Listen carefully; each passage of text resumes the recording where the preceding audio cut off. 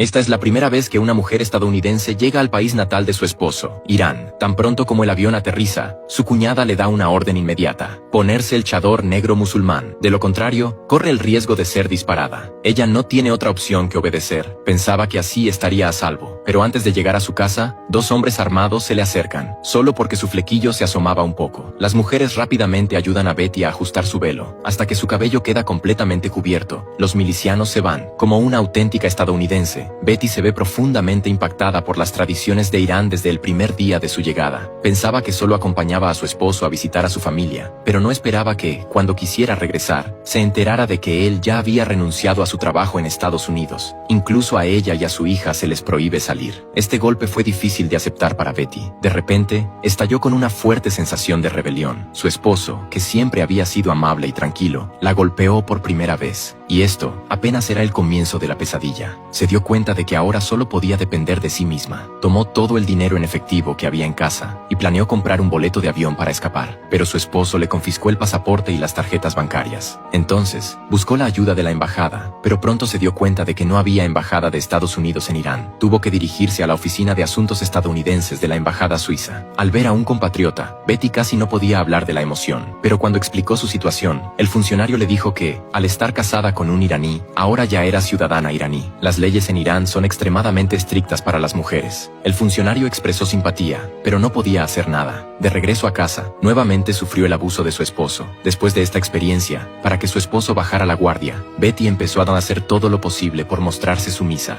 pero aún no podía salir sola. Hasta que un día, con la comida casi agotada en la casa, Betty pidió permiso para ir a comprar. Su esposo accedió, pero le advirtió que debía regresar puntualmente y que no podía llevar a su hija. Él sabía cuál era el punto débil de Betty. Si no podía llevarse a su hija, era imposible que ella escapara sola. En el mercado, Betty intentó cambiar algo de dinero para llamar a su familia usando un teléfono público. Cuando preguntó, el dueño de una tienda de camisas le dijo que había un teléfono en la tienda y que podía usarlo libremente. Fue la primera vez que Betty experimentó algo de amabilidad en Irán. Aunque intentó hablar en voz baja, el dueño se dio cuenta de sus intenciones. Al despedirse, él sinceramente le dijo que si necesitaba ayuda, podía buscarlo en cualquier momento. Esto le dio a Betty una nueva esperanza. Poco después, debido a que su hija no dejaba de llorar el primer día de clases, su esposo decidió que Betty la acompañara al día siguiente. Esto le dio otra oportunidad de salir. En esta ocasión, Betty llevó a su hija nuevamente a la tienda de camisas. Después de explicar su situación, un hombre le trazó una ruta de escape. Le dijo que necesitaría $10,000 para llevarla hasta Estados Unidos. Pagaría después de llegar allí, pero necesitaba un poco de tiempo para prepararlo. Al enterarse de esto,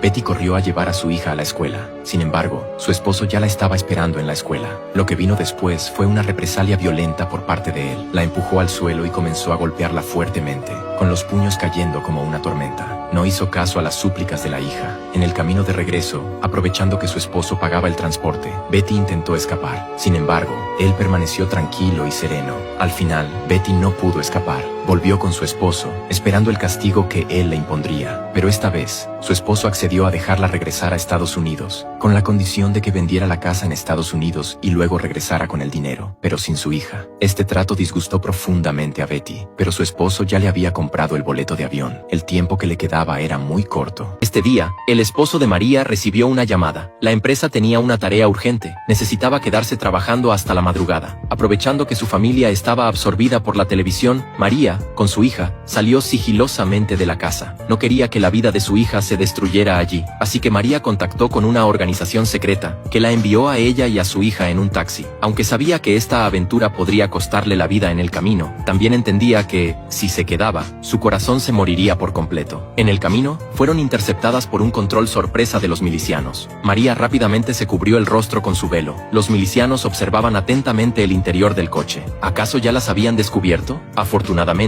los milicianos finalmente las dejaron pasar después de confirmar todo. El corazón de María, que estaba en vilo, finalmente se relajó. Después de una larga noche, el coche finalmente llegó a una estepa desolada. Pudieron descansar un poco, pero no pasó mucho tiempo antes de que el conductor se acercara y comenzara comenzara a robar todos los objetos de valor del coche. María no puso resistencia. Sabía que lo más importante era sobrevivir. Tras un breve descanso, continuaron su camino. Pero pronto, fueron detenidas por disparos. No esperaban encontrarse nuevamente con los milicianos. Afortunadamente, el conductor presentó los documentos de paso, y los bandidos les permitieron seguir adelante. Llegaron al último punto de control. Cuando el coche llegó al puesto de inspección, el conductor hizo que María y su hija tomaran un desvío por las montañas, y pasaron sin problemas esta etapa. Eso significaba que el escape de María ya estaba casi completo. A partir de ahí, ya no tomaron las carreteras principales, y el vehículo fue sustituido por caballos. Estaban en una zona de meseta. María y su hija, con una determinación feroz, siguieron adelante. Por la tarde, un nuevo conductor ya las esperaba. Aunque no hablaban el mismo idioma, el conductor que había estado acompañando a María también respiró aliviado. Ni siquiera tuvieron tiempo para despedirse. Cada uno continuó su propio viaje. En el coche, María abrió el paquete y descubrió que eran los objetos de valor que el conductor había robado al principio. En ese momento, María comprendió que la acción del conductor había sido para protegerla, ya que llevar esos objetos era demasiado peligroso. Finalmente, María llegó a la embajada de Estados Unidos en Turquía. Al ver la bandera de su país ondeando, sonrió con lágrimas en los ojos.